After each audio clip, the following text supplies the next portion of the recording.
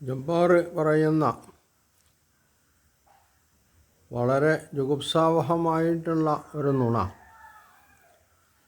അഖബയിൽ വച്ച് മുഹാജിർ അൻസാറുകൾ തമ്മിൽ അനന്തരാവകാശമെടുക്കും. സാധാരണ സഹോദരന്മാരെ പോലെ ആണ് അവർ സാമ്പത്തിക രംഗത്തുമൊക്കെ ഉണ്ടാവുക എന്നുള്ള ഒരു കരാറ് നബി സല്ലല്ലാഹു അലൈഹി വസല്ലം അൻസാറുകളുമായി നടത്തിയിരുന്നു എന്നാണ് ജബ്ബാർ പറയുന്നത്.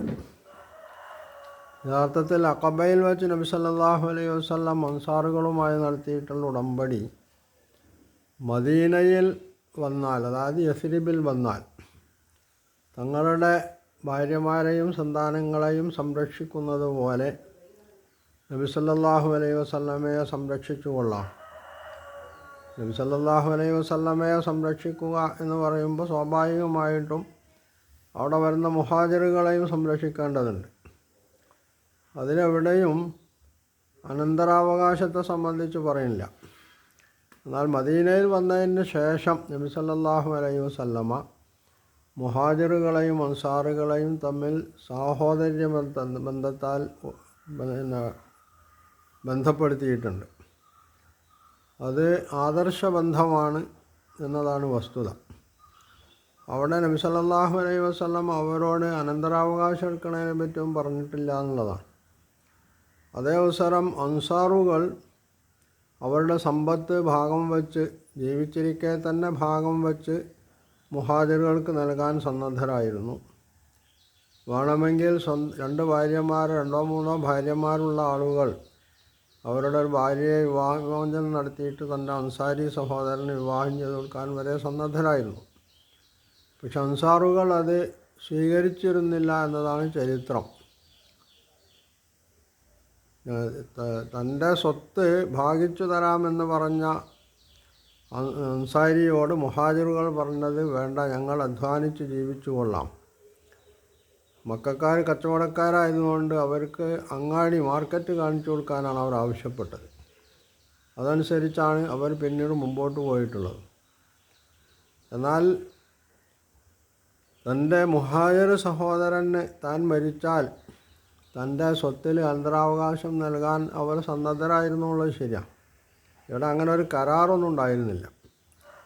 അങ്ങനെ കരാറുണ്ടായിരുന്നു എന്നാണ് ജബ്ബാർ തട്ടി വീണത്. ഈ അൻസാറുകളും മുഹാജിറുകളായിട്ടുള്ള ഈ ഒരു സമീപനത്തെ, അവർ സ്വയം തിരഞ്ഞെടുത്തിട്ടുള്ള ഈ സമീപനത്തെയാണ് ഇവിടെ വിശുദ്ധ ഖുർആന് തിരുത്തുന്നത്. അതായത് വൗലുൽ അർഹാമി ബാളുഹും ഔലാ ബിബാളിൻ ഫീ കിതാബില്ല, സൂറത്ത് അഹ്സാബിലെ 6-ാമത്തെ ആയത്തിൽ പറയുന്ന ഈ സംഗതി വെച്ചിട്ടാണ് ജബ്ബാർ ഇവിടെ നബി സല്ലല്ലാഹു അലൈഹി വസല്ലം അൻസാറുകളുമായി അഖബയിലുണ്ടാക്കിയ കരാർ ഏകപക്ഷീയമായി ലംഘിച്ചു, വഞ്ചിച്ചു എന്നൊക്കെ അധിക്ഷേപിക്കുന്നത്. അങ്ങനെ ഒരു കരാറുണ്ടായിരുന്നില്ല എന്നതോടൊപ്പം അവരുണ്ടായിരുന്ന ഈ സമീപനത്തെ ഖുർആനിവിടെ തിരുത്തുകയാണ്. അങ്ങനെ വേണ്ടതില്ല എന്നാണ് ഖുർആൻ അവിടെ പറഞ്ഞത്. സമ്പത്ത് എന്ന് പറയുന്നത് രക്തബന്ധുക്കൾക്ക്, ഭാര്യ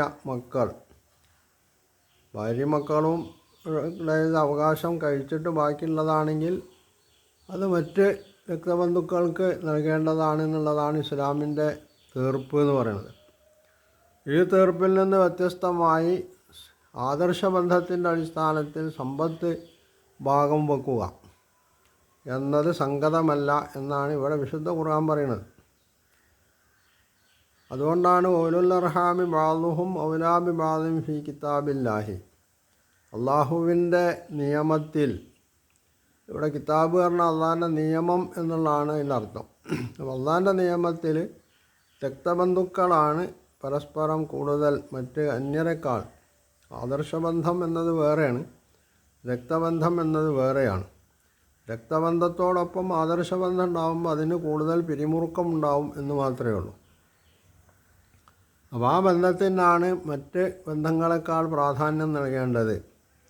അതുകൊണ്ട് ഈ അനന്തരാവകാശം എന്ന് പറയുന്ന സംഗതി മുഹാജിർ അൻസാറുകൾ തമ്മിൽ പാടില്ല എന്നുള്ളത് തന്നെയാണ്.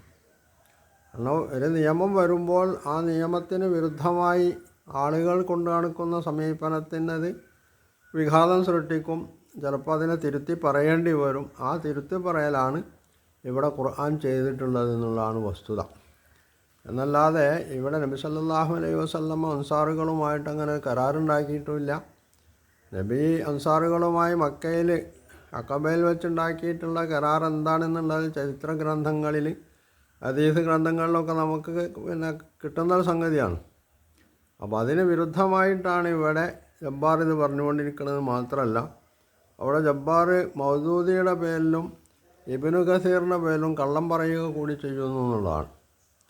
മൗദൂദി ഇങ്ങനെ ഒരു കരാറുണ്ടായിരുന്നു എന്ന് മൗദൂദി എവിടെയും പറഞ്ഞിട്ടില്ല. ഈ ആയത്തിൻ്റെ വിശദീകരണത്തിലും കാണൂല. അവിടെ മൗദൂദി പറയുന്നത് എന്താണ്, ഈ അനന്തരാവകാശ സ്വത്തുമായിട്ട് ബന്ധപ്പെട്ട് ഉള്ള നിയമം വന്നതുകൊണ്ട് ഇവരുടെ സമീപനം ഖുർആൻ മാറ്റി തിരുത്താണ് ചെയ്തിട്ടുള്ളതെന്നുള്ള. അല്ലാതെ അവിടെ അങ്ങനെ ഒരു കരാറുണ്ടായിരുന്നു എന്ന് മൗദൂദി ഇവിടെ എവിടെയും പറയുന്നില്ല എന്നുള്ളതാണ് വസ്തുത. ഇബ്നു കസീറിനെ സംബന്ധിച്ച് ജബ്ബാർ പറഞ്ഞിട്ടുള്ള കള്ളം എന്താണ്,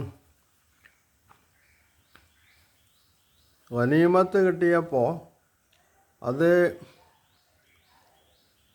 അൻസാറുകൾക്ക് നൽകാതെ മറ്റുള്ളവർക്ക് നൽകിയതിൻ്റെ പേരിൽ മുഹമ്മദിന് അൻസാറുകൾ കയ്യേറ്റം ചെയ്തു എന്ന് ഇബ്നു കസീർ പറയുന്നുണ്ട്. അതും ഈ ആയത്തിൻ്റെ വിശദീകരണത്തിലായിരിക്കണമല്ലോ ജബ്ബാർ ഇതുമായിട്ട് ബന്ധപ്പെട്ട് പറയുമ്പോൾ ഇബ്നു കസീർ പറഞ്ഞിട്ടുണ്ടാവുക. ഇബ്നു കസീറിൻ്റെ തഫ്സീറിൽ അങ്ങനെ ഒരു പ്രയോഗമോ അല്ലെങ്കിൽ അങ്ങനെയുള്ളൊരു വശം തന്നെ ചർച്ച ചെയ്യുന്നില്ല. അതേ അവസരം മറ്റേ നേരത്തെ പറഞ്ഞ സംഗതി ഇബ്നു കസീറും ചർച്ച ചെയ്യുന്നുണ്ട്. അപ്പോൾ കള്ളം പറഞ്ഞുകൊണ്ട് കൂടി വേണം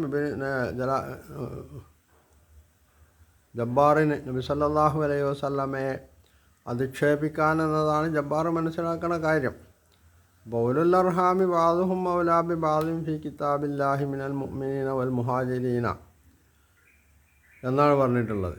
എന്നിട്ട് ഇല്ലാൻ തഫ്അലു ഇലാ ഔലിയായിക്കും മഅറൂഫ, നിങ്ങളുടെ ഇങ്ങനെയുള്ള സഹോദരന്മാർക്ക് സുഹൃത്തുക്കൾക്ക് നിങ്ങൾ വല്ല മഅറൂഫ് നൽകുന്നുണ്ടെങ്കിൽ അത് മറ്റൊരു കാര്യമാണ് എന്നുകൂടി ഖുർആൻ തുടർന്ന് പറഞ്ഞു വെക്കുകയാണ്. എന്നാൽ അനന്തരാവകാശം എന്ന് പറയുന്നത് അത് രക്തബന്ധത്തിൻ്റെ അടിസ്ഥാനത്തിലാണ് സ്ഥാപിതമാവുക, ആദർശബന്ധത്തിൻ്റെ അടിസ്ഥാനത്തിലല്ല. എന്നാൽ നിങ്ങളുടെ സുഹൃത്തുക്കളോ ഇതുപോലുള്ള ആളുകളോ ഒക്കെ ആയിട്ടുള്ളവർക്ക് നിങ്ങൾ ജീവിച്ചിരിക്കുമ്പോൾ വല്ല സമ്മാനമോ അതുപോലെ വസിയ്യത്തോ അതുപോലുള്ള വല്ലതുമൊക്കെ നൽകുന്നുണ്ടെങ്കിൽ അത് മറ്റൊരു കാര്യമാണ്. അതിന് അനന്തരാവകാശ നിയമം ഉലുൽ അർഹാമി ബാദുഹും ഔലാ ബി ബാദിൻ ഫി കിതാബില്ല എന്ന് പറഞ്ഞിട്ടുള്ളത് വിരുദ്ധമല്ല. അങ്ങനെ വേണമെങ്കിൽ നിങ്ങൾക്ക് നിങ്ങളുടെ ജീവിതകാലത്ത് നൽകാം, അല്ലെങ്കിൽ നിങ്ങൾ മരിച്ചതിൻ്റെ ശേഷം നൽകാൻ വേണ്ടി വസിയ്യത്ത് ചെയ്യാം. ഇതാണ് ഇവിടെ ഖുർആൻ വിവരിക്കുന്ന അല്ലെങ്കിൽ വ്യക്തമാക്കുന്ന കാര്യം. വസിയ്യത്താവുമ്പോൾ അവിടെ മൂന്നിലൊന്നിൽ കൂടുതൽ വരാൻ പാടില്ല എന്നുള്ളൊരു നിബന്ധന കൂടി ഇസ്ലാം മുമ്പോട്ട് വെക്കുന്നുണ്ടെന്നുള്ളതാണ്. ഇതൊക്കെ പറയുന്നത് എന്തിനാണ്, വളർത്തുപുത്രന്മാരും അതുപോലെ മറ്റു രീതിയിൽ ബന്ധമുള്ളവരും വളർത്തുപുത്രന്മാരുടെ പിതാവ് മാതാവ് എന്നൊക്കെ പറയുന്നവർ ഇവരുടെ യഥാർത്ഥത്തിലുള്ള പിതാവോ മാതാവോ അല്ല. ആ മക്കൾ ഇവരുടെ മക്കളുമല്ല, അതായത് യഥാർത്ഥത്തിലുള്ള മക്കളല്ല. എന്നതുപോലെ തന്നെയാണ് സ്നേഹബന്ധത്തിൻ്റെ അല്ലെങ്കിൽ ആദർശബന്ധത്തിൻ്റെ ഒക്കെ അടിസ്ഥാനത്തിൽ കൂട്ടുകൂടുന്ന ആളുകൾ, അവർക്കും ഈ ആനുകൂല്യം ലഭ്യമല്ല എന്നുള്ളതാണ്.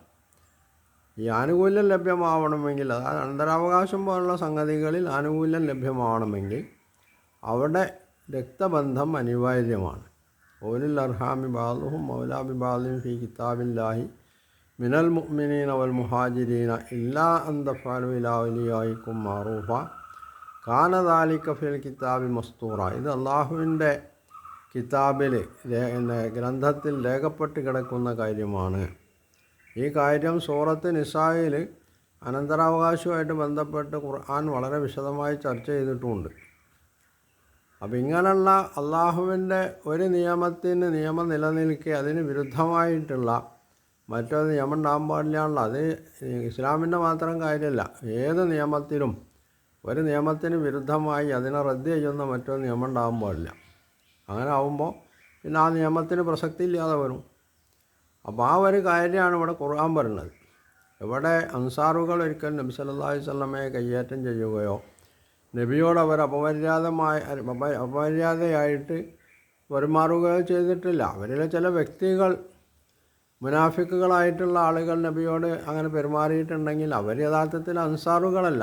അൻസാർ എന്ന് പറയണമെങ്കിൽ അയാൾ നബി സല്ലല്ലാഹു അലൈഹി വസല്ലമയിലും ഖുർആനിലും അള്ളാഹുവിലും ഒക്കെ വിശ്വസിച്ച മോമിനായ മനുഷ്യനാണ്.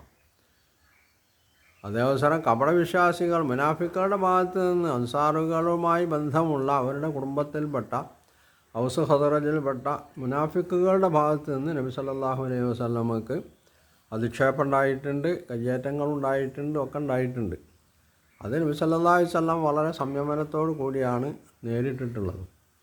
അല്ലാതെ മൊത്തം മുഹാജിറുകളെ അൻസാറുകളെ പ്രകോപിതരാക്കുന്ന രീതിയിലുള്ള ഒരു സമീപനവും ആ കാര്യത്തിൽ നബി സല്ലല്ലാഹു അലൈഹി വസല്ലമയിൽ നിന്നുണ്ടായിട്ടില്ല എന്നാണ് വസ്തുത. ഇതൊക്കെ ഈ വസ്തുതകളൊക്കെ നിലനിൽക്കെയാണ് ജബ്ബാർ നബി സല്ലല്ലാഹു അലൈഹി വസല്ലമയെ കൊടും ചതിയനും അതുപോലെ തന്നെ കരാറ് ലംഘിക്കുന്നവനുമൊക്കെ ആയിട്ട് മുദ്ര കുത്തുന്നത്. അത് ജബ്ബാറിൻ്റെ മനസ്സിൽ ഉദിച്ചിട്ടുള്ള, കുരുട്ടുബുദ്ധിയിൽ ഉദിച്ചിട്ടുള്ള ചില സംഗതികൾ മാത്രമാണ്. ചരിത്രത്തിൻ്റെ അല്ലെങ്കിൽ പ്രമാണത്തിൻ്റെ യാതൊരു പിൻബലവും ജബ്ബാറിന് ഇല്ല എന്നുള്ളതാണ് വസ്തുത.